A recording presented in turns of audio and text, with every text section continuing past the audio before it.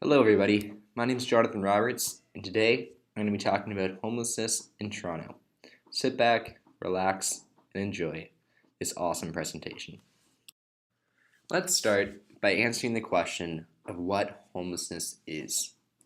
Homelessness is when an individual or a family does not have a permanent, stable place to live.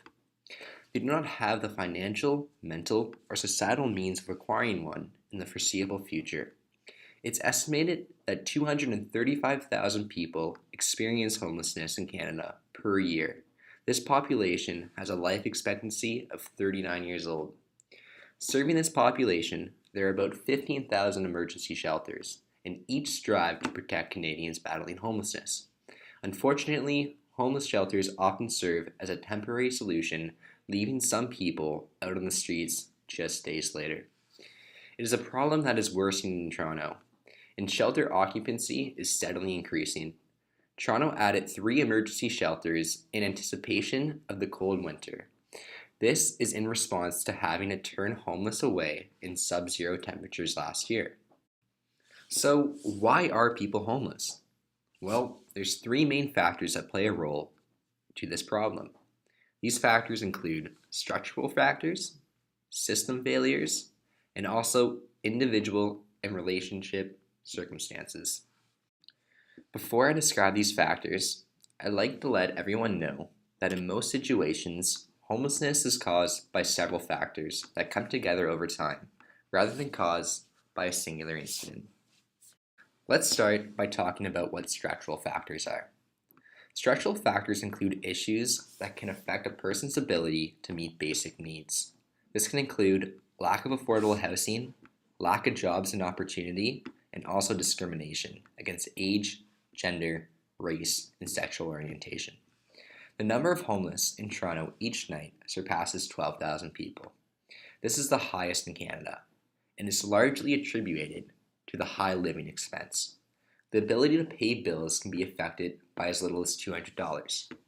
The high average rent in Toronto can be difficult to manage without a steady income.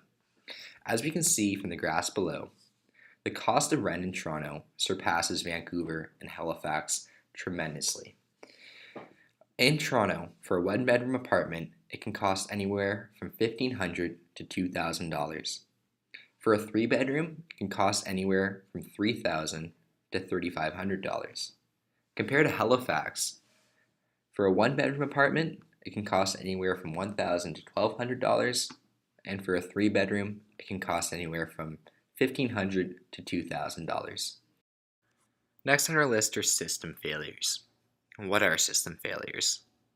Well, they are when systems of care support fail. These can include lack of support for refugees and veterans, children welfare, corrections of mental health and addiction services, and lack of structural support. Lastly, let's talk about individual and relationship circumstances. These are circumstances that affect people on a personal level or within their family or support systems. This can include personal health issues and disabilities, job loss, and relationship problems. So what is Canada currently doing to solve homelessness?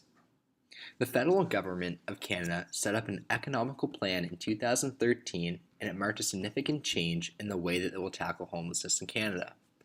The 2 effective plans to end homelessness in Toronto include the Housing First approach, which we'll talk about next slide, and also the Homelessness Partnering Strategy, which we'll talk about in this slide. The Homelessness Partnering Strategy was launched in 2007. It was renewed in 2013 with stable funding over 5 years. The program aims to halve chronic homelessness by 2029.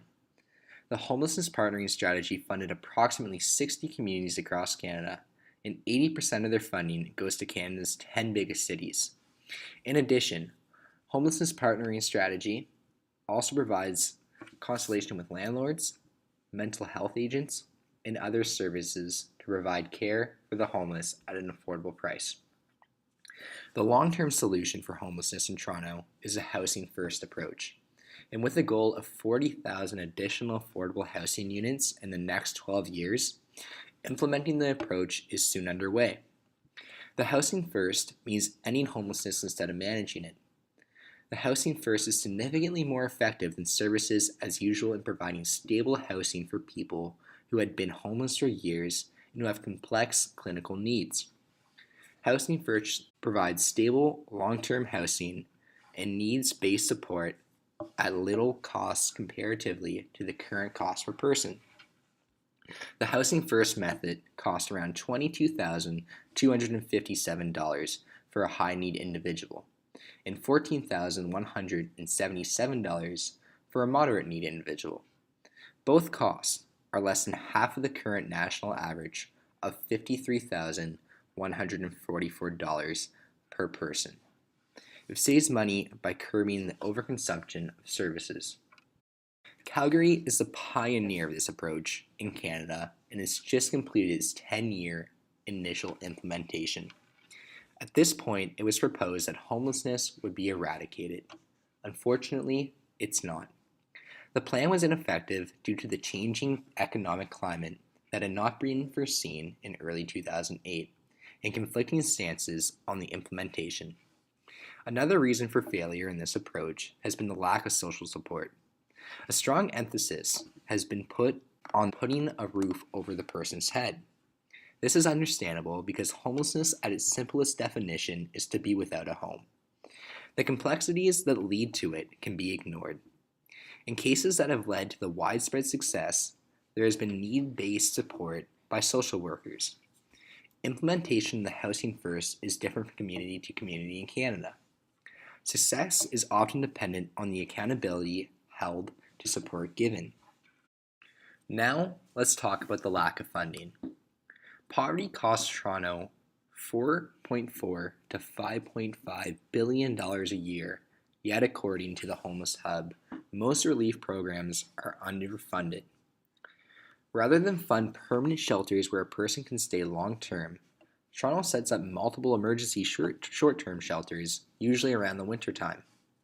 Permanent shelters will reduce homeless numbers as they will get back on their feet with a permanent address for job applications.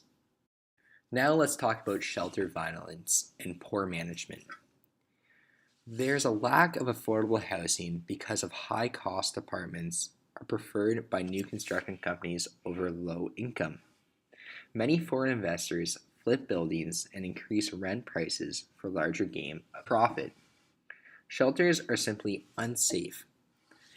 They are unguarded, there's a lot of theft, and there's also physical violence and issues. Shelters also offer a lack of privacy. They are not a permanent living situation, so many are left back on the streets just days later. Also, they are very dirty.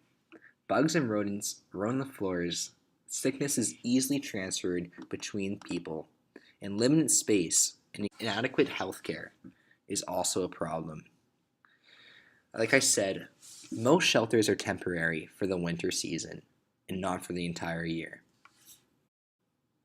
In conclusion, the challenge of homelessness in Toronto is part of a very complex system with many issues giving way to its broken solutions.